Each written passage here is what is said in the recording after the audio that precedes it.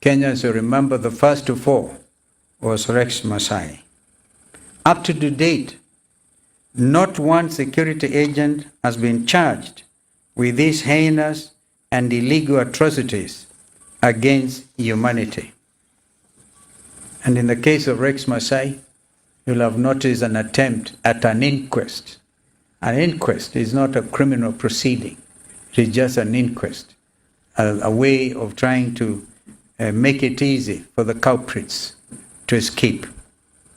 To compound this brazen criminality, the Ruto regime embarked with shocking familiarity the practice of abducting our youth just because they expressed their opinion, drew pictures, created artwork widely shared on social media that Mr. Ruto did not like.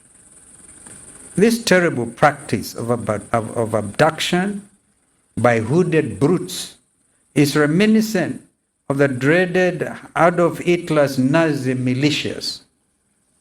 Up to date, and given that none of these balaclava-wearing gangsters captured clearly on CCTV have been arrested, there can only be one conclusion. They received the instructions directly from State House Nairobi. Let us not pretend about this. What is clear, no matter the type of whitewashing, chest-thumping, and sugarcoating Mr. Ruto's misguided social media gang attempts to do by sponsoring all manner of hashtags, is that Mr. William Ruto is the chief commander of the abduction squad. We demand that all 82 youth who have been abducted be released and returned to their families immediately. Some actually been abducted as recently as yesterday. We also demand that all 29 missing youth whose whereabouts are unaccounted for be accounted for forthwith.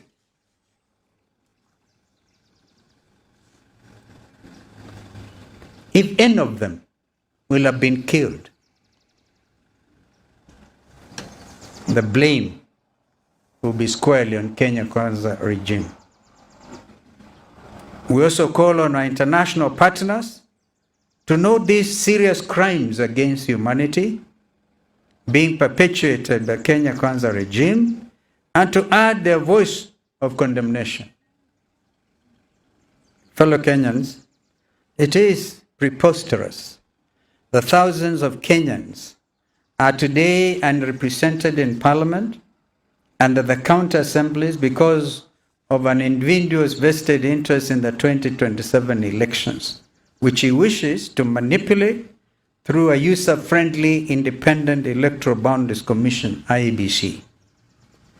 Mr. Ruto's proxy, Augustine Muli, has delayed the IEBC selection panel process, knowing full well that it does not meet the criteria on any and all levels. And the matter was pronounced by a competent judge of the High Court. This long, drawn-out and unnecessary process can, however, be curtailed as our republic is bigger than one man. We therefore say in a loud and clear voice, Mr. Ruto, do the honorable thing and instruct your proxy to withdraw his court cases at the Court of Appeal. Let me, however, take this opportunity to assure Kenyans that they are not alone. While we have lost 2 precious years under this KK dictatorship, 2025 will not follow a similar path. As I said at this podium, the next election, whenever that will be, was going to be won in 2024. As Kenyans celebrate Christmas and welcome the New Year, remember those reflections? The outcome of the next elections is already determined. And I'm no prophet, but I said that. Even then, agencies are not come out to the streets. Well, I just want to go back one paragraph that we 2025 will not follow a similar path. We will not allow it. As a people's loyal position for now, we will lead in mobilizing of all progressive and democratic entities in the country to resist the Ruto autocracy. Kenya Kwanza regime must respect the Constitution of the Republic of Kenya or vacate office if they are unable to comply. Equally, we reject the silencing of Kenyans through fear. We will lead the fight against the culture of fear that Ruto and his blood-based government are trying to sell to the nation. We also loudly reject Mr. Ruto's sinister schemes of silencing of alternative voices and the opposition through buying them into blood-based regime. To those who have been bought, know this: you have betrayed the people of Kenya. Finally, for now, we are sending a warning shot to the Kenya Kwanza regime on oppressive taxation, corruption, wastage in government, and on the dysfunctional Shah-Shif disaster. Listen to the voices of the people on these matters.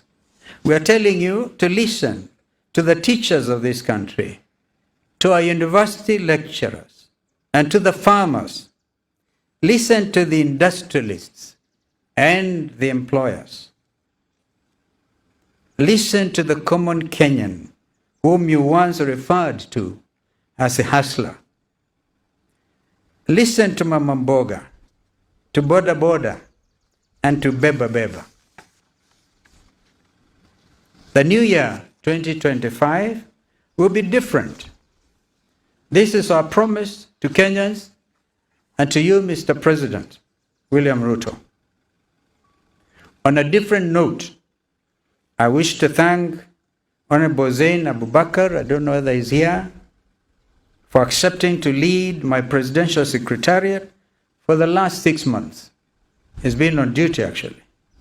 His rich and prolific academic background, combined with years of activism, has already enriched our growing people's team. In the coming months, we will be unveiling more members of the team determined to rid this country of dictatorship and return us to constitutional democracy. I propose that Mr. Philip Kisia be appointed as the new executive director of the Azimio la Umoja One Kenya Coalition Party to take over from Honorable Raphael Tuju. Mr. Kisia's extensive experience in public service, private sector leadership, and community engagement makes him uniquely qualified to lead Azimio Secretariat as it transitions to an all-inclusive and progressive coalition. We shall obviously be unveiling our new coalition early in the new year. Thank you and happy 2025.